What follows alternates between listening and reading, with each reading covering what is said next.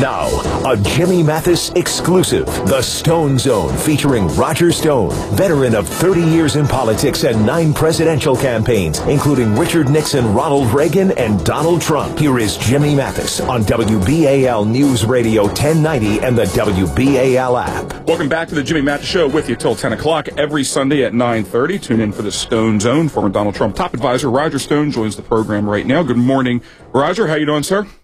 Delighted to be with you, as always, Jimmy. Always a pleasure. Thank you very much. Just program and note, we have you scheduled to come into town, actually, on May 27th for a book signing at Bread and Circuses, so it'll be a great opportunity for the listeners to get a chance to meet you, and it'll be a good opportunity for me to spend some more time with you.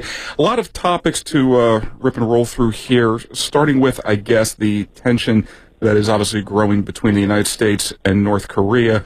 What, if any, response do you think we'll have, and what is the timetable for that?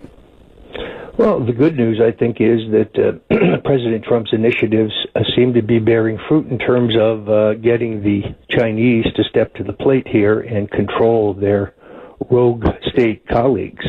This is clear from a couple things, but if you saw roughly 10 days ago, the North Koreans returned an enormous, the Chinese returned an enormous shipment of coal from North Korea, right. Canceled the shipment, and then bought it from U.S.-based purveyors. This is a very, very good sign. The Chinese, as you know, are very much about symbolism. It now appears to me that they are going to use their influence to try to get the North Koreans to stand down.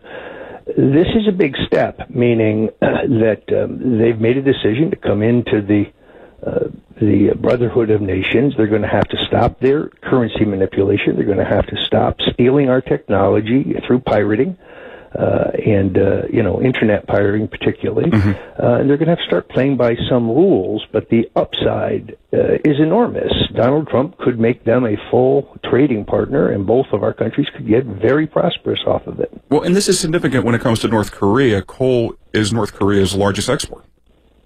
Yeah, I think it may be their only export, right. Given the craziness that is in that country. This is an extraordinary leader who is unlike anybody else we've come up against in the sense that he's irrational. I don't think he'd have any trouble laying waste to millions of his own people, hundreds of thousands of his own people, if he had such a whim. This guy is truly mentally unbalanced, and I think Trump, unlike his predecessor, is not going to draw a line in the sand and then watch the North Korean leader cross it. He is going to do what he did in Syria. I think that was the whole point of Syria in retrospect. Talking to Roger Stone, former Donald Trump top advisor. Mr. Stone, former White House official coming out earlier in the week saying that you were instrumental in the hiring of Paul Manafort. Just your response to that? Yeah, that is not technically true. I am among those who recommended Paul Manafort to Donald Trump. And the truth is, and it's easy to overlook this at this point, but had he not come into the campaign when he did and taken over the convention operation, there's a high probability that the nomination would have been hijacked from the eventual nominee. I think it's highly probable that Donald Trump could have lost that nomination.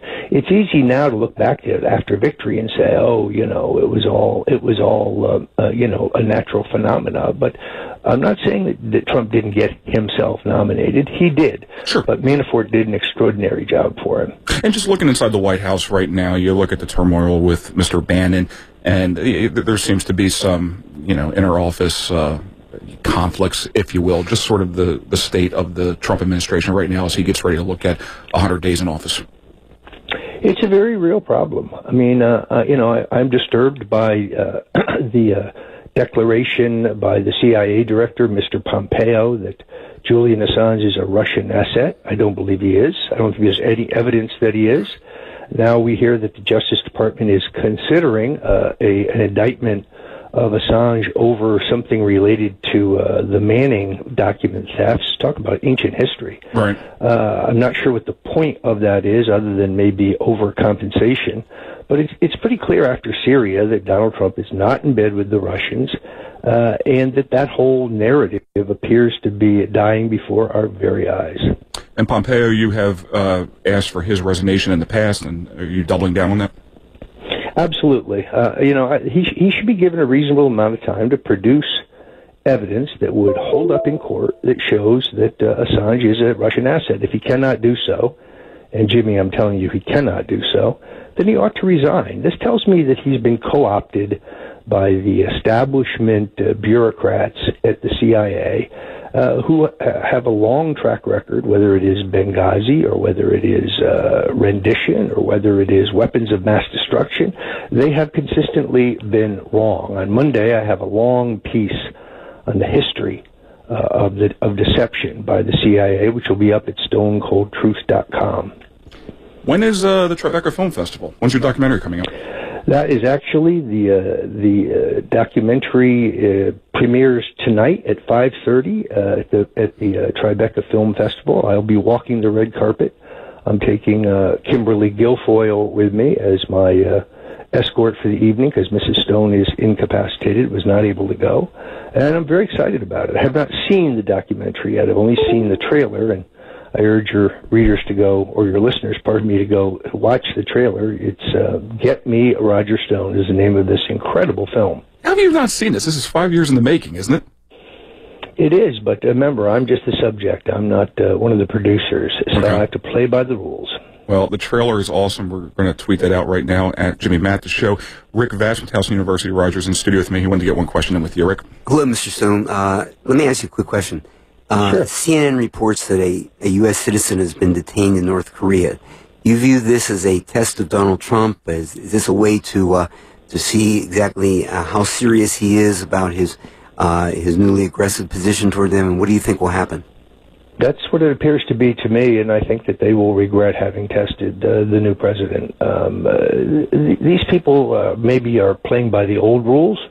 Perhaps they think Washington is going to be the pitiful giant it was previously, but that's not the Donald Trump I know. Quickly, Roger, two more questions, and I'll let you go. First of all, obviously, we're looking at another continuing resolution. We're coming up on the debt ceiling once again.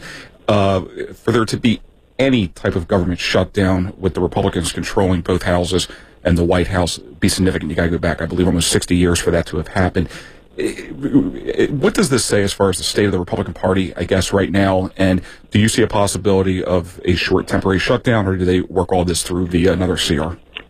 Well, I think they're going to end up working it through another CR because they suffered so badly from the shutdown under Newt Gingrich. It's kind of left a permanent scar. But the Republican Party today is badly divided.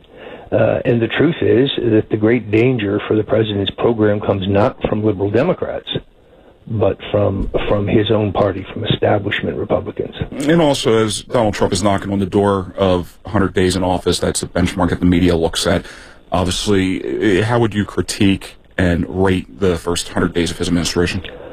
I think he probably gets a B+. The economic numbers are very impressive. In the beginning, of course, it was just consumer confidence and manufacturing sector confidence and so on. But now it's actual numbers, real numbers. And we've seen joblessness down. We've seen job creation up by the largest single increase in any quarter in 10 years. Clearly, his policies are beginning to bear fruit. So I think he doesn't get the credit for that he needs, but the Chinese are helping us on North Korea, probably our number one problem in the world. We have just knocked the Syrians back. We have, in the departments and through executive order, he's repealed a great number of anti-job regulations. I think it'll take some time for these to manifest themselves. But so far, so good. I think he's doing great. Roger Stone, the website stonecoldtruth.com. Your new book, The Making of a President. Roger, we're going to have you here on the 27th. How can people get the book? Right now, you could go to Amazon.com, or you could go to BarnesandNoble.com, or you could go to RogerStone.com, or you could go to StoneColdTruth.com. It'd be available in all those places. Good stuff. And you can hear Roger Stone every Sunday at 9:30 for the Stone Zone here on the Jimmy Mathis Show. Roger, looking forward to seeing you soon. Be safe. Many thanks, Jimmy. Appreciate it. Thank you. Roger Stone, 9:46. You're listening to the Jimmy Mathis Show on WBL News Radio 1090.